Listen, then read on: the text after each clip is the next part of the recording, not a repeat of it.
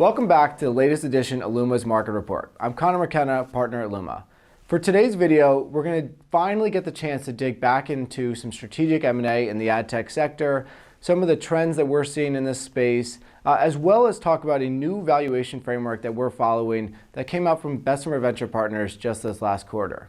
Before we get into that, as always, go to our website, lumapartners.com, to download the full market report. This has all of the data on public and private companies and M&A transactions and financings through the ad tech, martech, and digital content sectors. Let's get into it. I know quarter over quarter, we've been talking about the momentum and potential for return to scaled transactions in the sector. Finally, in Q1 24, it feels like we've got some of that momentum back. There have been scaled critical transactions across key trends in the ad tech and martech ecosystems, whether it's LiveRamp and Habu around data deprecation, Vizio and Walmart around commerce media and CTV together, or companies like STN and Minute Media, and even just after the quarter, Cadent acquiring AdTheorent. There have been a slew of scaled strategic transactions in the space, and we're starting to see companies get rewarded for leaning in here.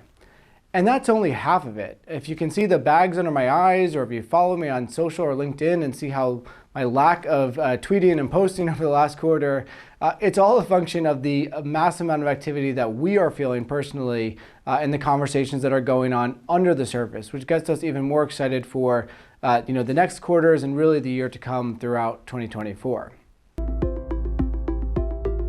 And it's not just deals that are happening. If you go back to the key trends we talked about at the end of last year, it was performance TV, standardization in commerce media, and what's happening with data deprecation. And across all of those, there's been further developments. In performance TV, you had the Vizio and Walmart deal, as we mentioned, but you also have companies like Vibe and TV Scientific raising big rounds focused on bringing more performance advertisers into this channel.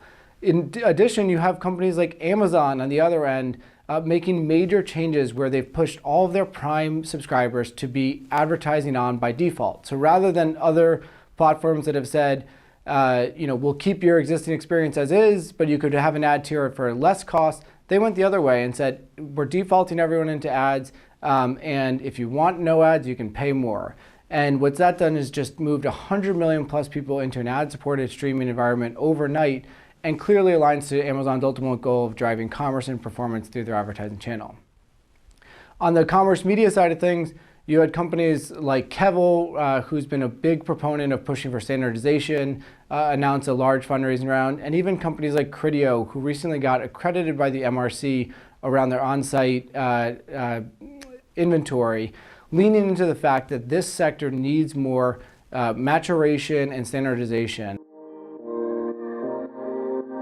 The other thing we want to talk about today is valuation, and specifically the frameworks for how to think about valuation for technology-based businesses, in particular now that we've entered this era of efficient growth.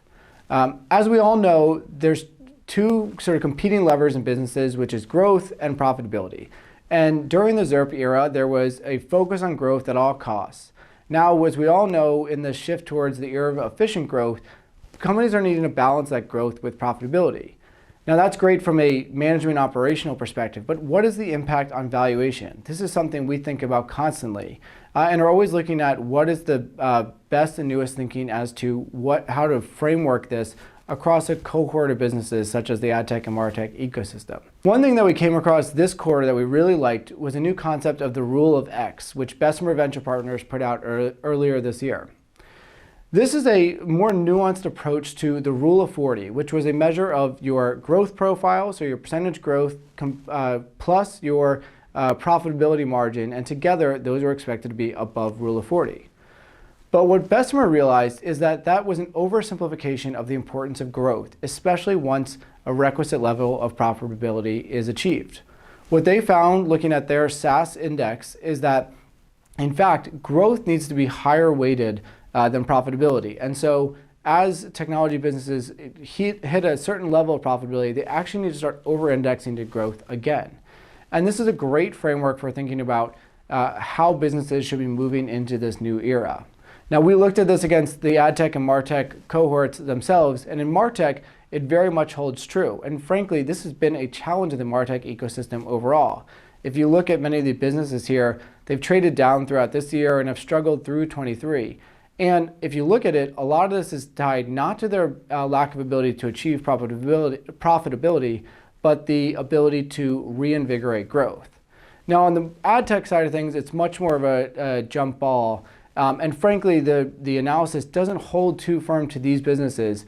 One, they've got much higher profitability requirements given historical investor concerns around this channel. And there's a lot of qualitative impacts, whether it's data deprecation, more managed service capabilities that weigh overall on this ecosystem. So it's harder to apply this to that space. But it is certainly an interesting piece of analysis and evaluation as to how to rethink about valuation in this era, and increasingly something we're looking at every time we look at a growth technology-based business in both ad tech and MarTech moving forward. That's it for me.